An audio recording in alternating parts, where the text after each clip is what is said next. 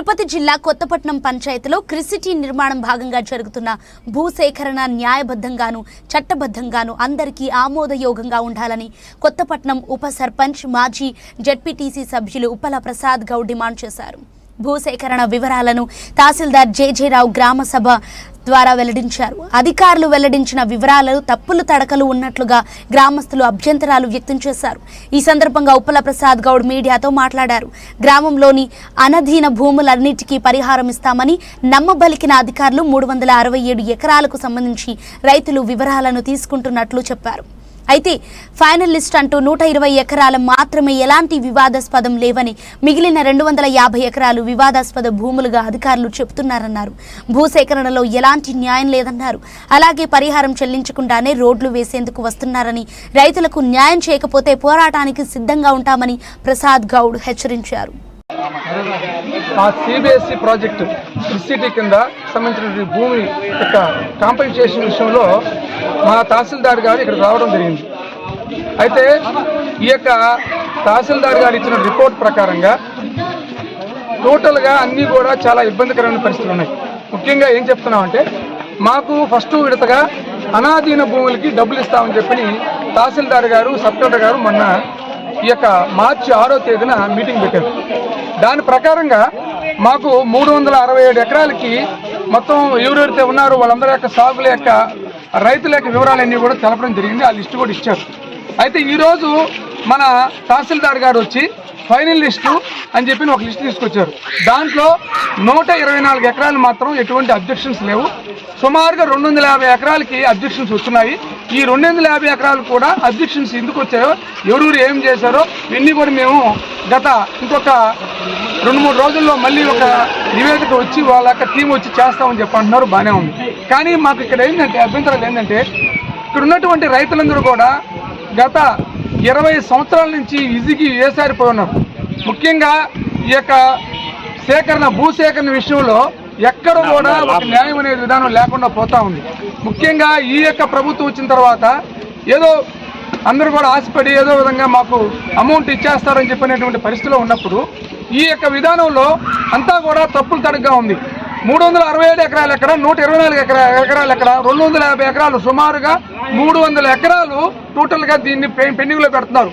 ఇక్కడ ప్రాబ్లం ఏంటంటే, పెండింగ్లో పెడతారు బాగానే ఉంది.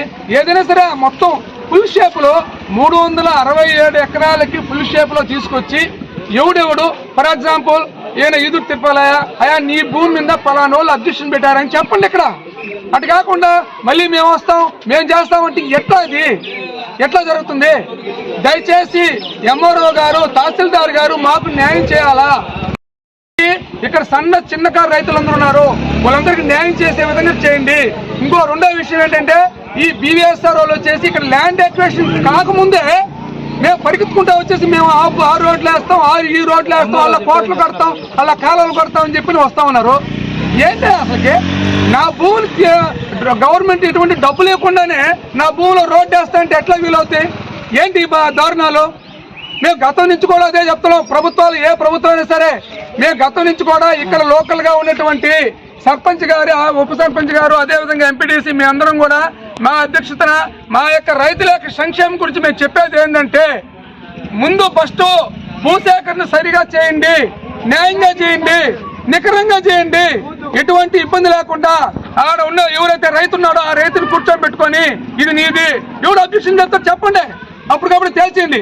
అంతేగాని మా కాడ ఉన్నాయి 250 ఎకరాలకి మీరు అబ్జెక్షన్ పెట్టారు అంటే ఎవడు పెట్టినట్టు అబ్జెక్షన్?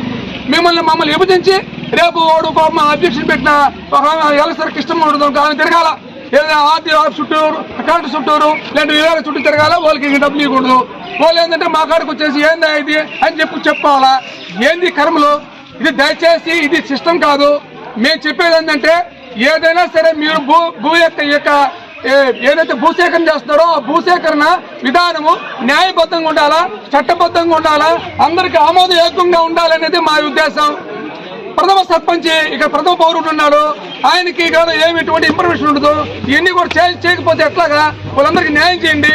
న్యాయం చేసిన తర్వాతే ఈ యొక్క భూసేకరణ చేసి ఆ తర్వాతే బీవీఎస్ఆర్ ద్వారా రోడ్లు వేయాల్సిన ఇంకోటి వేసిన చేయాలి. కానీ రేపటి నుంచి చెప్తున్నాం, దయచేసి మీరు ఏమైనా చేసుకోండి, మా గతంలో కూడా మీరు ఏదో విధంగా మా మీద కేసులు పెట్టాలా ఇవి చెప్పాలనుకున్నారు.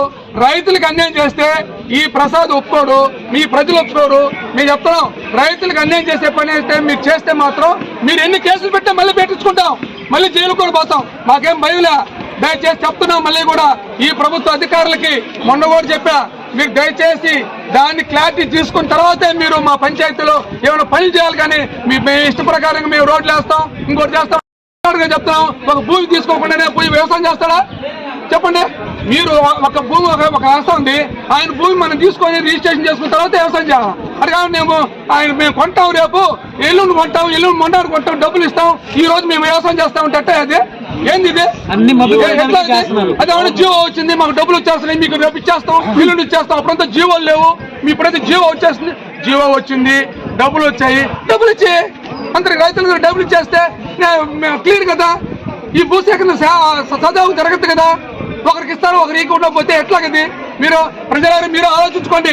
దయచేసి ఈ మీడియా రూపంలో నేను చెప్తున్నా, ఈ యొక్క అధికారులు మాకు అన్యాయం చేస్తారు. మా కొత్తపట్నం పంచాయతీలో ఈ సిబిఎస్ ప్రాజెక్టు వచ్చినప్పటి నుంచి ఈ పంచాయతీలో ఉన్నట్టు రైతులందరూ కూడా నిద్రాహారం లేకుండా జీవిస్తున్నారు. ఎందుకంటే ఎప్పుడు వస్తాడో, ఎప్పుడు ఏం చేస్తాడో ఈ భూమిని వ్యవసాయం చేయకుండా పోతున్నారు.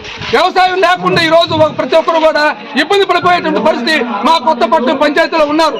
దయచేసి ఇదంతా కూడా పరిశీలించి తగిన న్యాయం చేయాలని చెప్పి పై అధికారులు కూడా కలెక్టర్ వరకు మేము వివరిస్తున్నాం. ఈ యొక్క విధానాన్ని మీరు తీసుకోవాలి, ఇక్కడ ఉన్నటువంటి రైతుల యొక్క ఆవేదనని మీరు గుర్తించి మాకు సరైనటువంటి న్యాయం చేయాలని చెప్పని మేము కోరుకుంటూ ఈ మీడియా రూపంలో ప్రతి ఒక్కరు కూడా ఈ మీడియా రూపంలో తెలియజేసుకుంటున్నాం.